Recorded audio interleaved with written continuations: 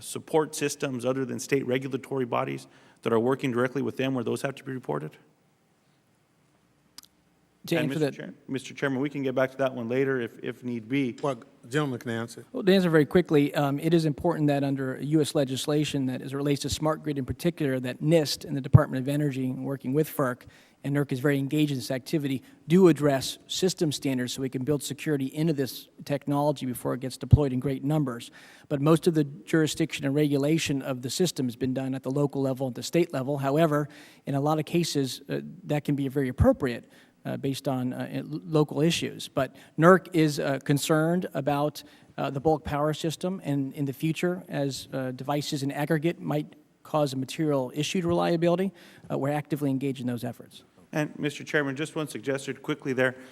We may want to work with NARUC, the National Association of Regulatory Utility Commissions, to truly get an inventory of how many utilities, investor-owned utilities across the country have been working with their state partners. Having come to Congress as a former regulator from a utility commission in New Mexico, I can tell you that there's a concern that I have there, and to make sure that we're working with our colleagues across the country that this information is truly being compiled. And I think as you see, once this legislation is brought up for markup, you'll see some additions to it.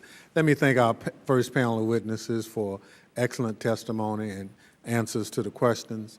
We have 4 votes plus a 111th Congress photograph that will probably take about 35 or 40 minutes, but we'll release the first panel. Thank you for your testimony, and the committee will recess and reconvene at the end of the votes.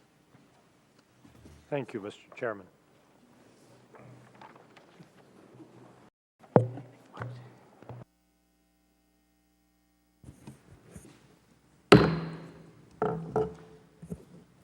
I welcome the second panel of witnesses. We are joined by Joe McClelland, the Director of Reliability at the Federal Energy Regulatory Commission, also known as FERC. Our second witness is Patricia Hoffman, Acting Assistant Secretary at the Office of Electricity Delivery and Energy Reliability, Department of Energy.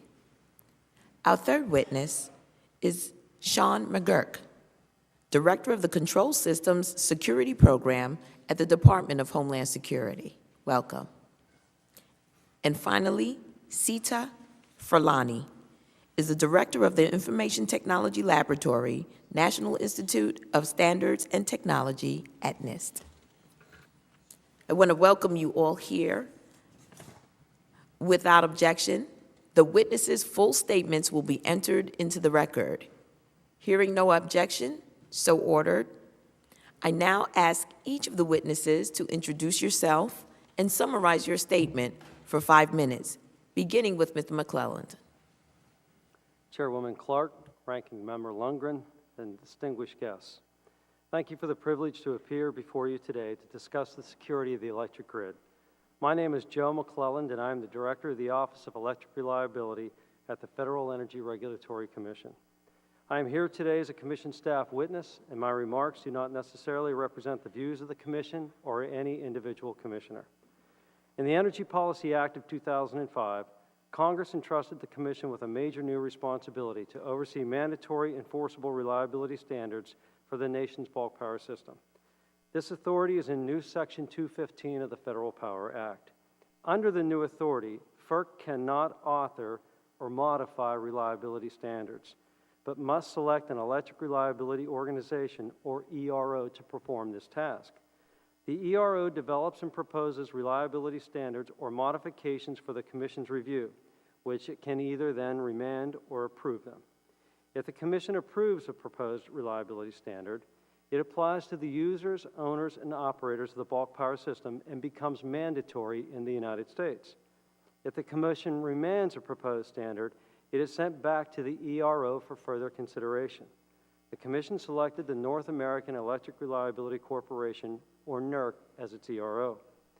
It is important to note that FERC's jurisdiction and reliability authority is limited to the, quote, bulk power system, end quote, as defined in the Federal Power Act, which excludes Alaska and Hawaii, transmission facilities in certain large cities such as New York, and distribution systems. In addition to the Reliability Authority, FERC is also charged with the oversight of cybersecurity of the bulk power system. As is the case with non-security issues, FERC's authority in Section 215 over cybersecurity is exercised through reliability standards developed by the ERO and approved by FERC. Pursuant to this duty, FERC approved 8 cybersecurity standards known as the Critical Infrastructure and Protection, or CIP standards, proposed by NERC, while concurrently directing modifications to them in January of 2008.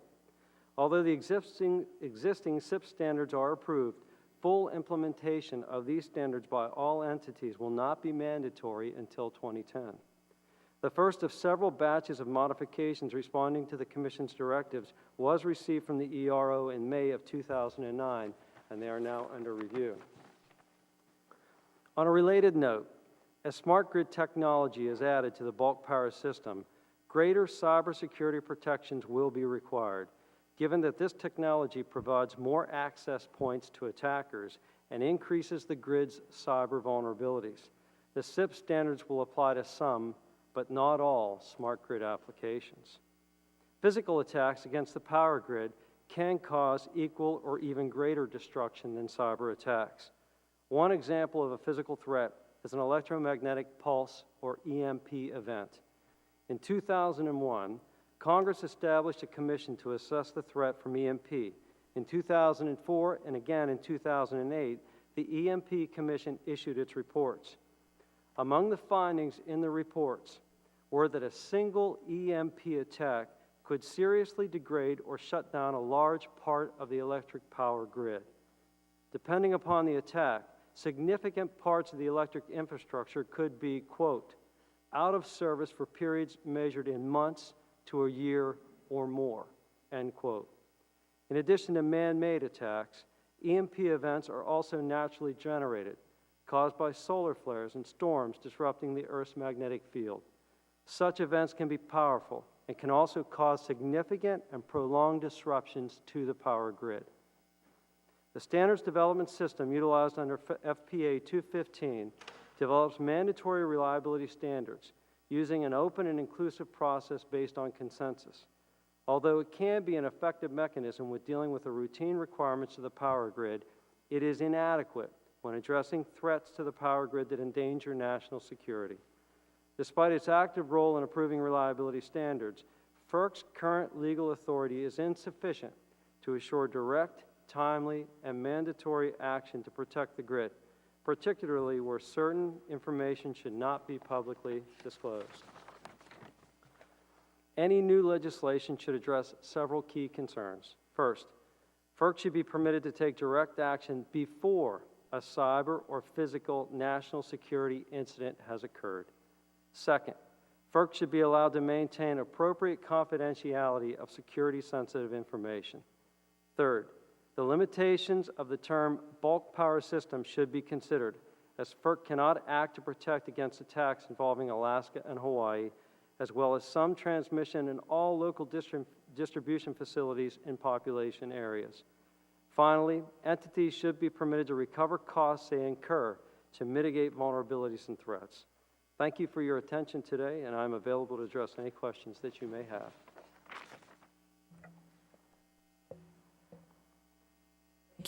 Thank you very much, Mr. McClellan. Ms. Hoffman?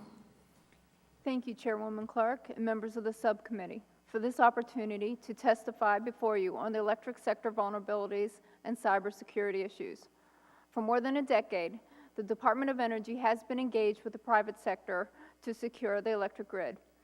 The Homeland Security Presidential Directive 7 designated the Department of Energy as the energy sector-specific agency and provided authorization to collaborate with all federal agencies, state and local governments, and the private sector to conduct vulnerability assessments of the energy sector and to encourage risk management strategies. Securing the critical infrastructure is a shared responsibility and requires public-private partnerships. Asset owners bear the main responsibility for ensuring that key resources are secure and for making the appropriate investments for reporting emergency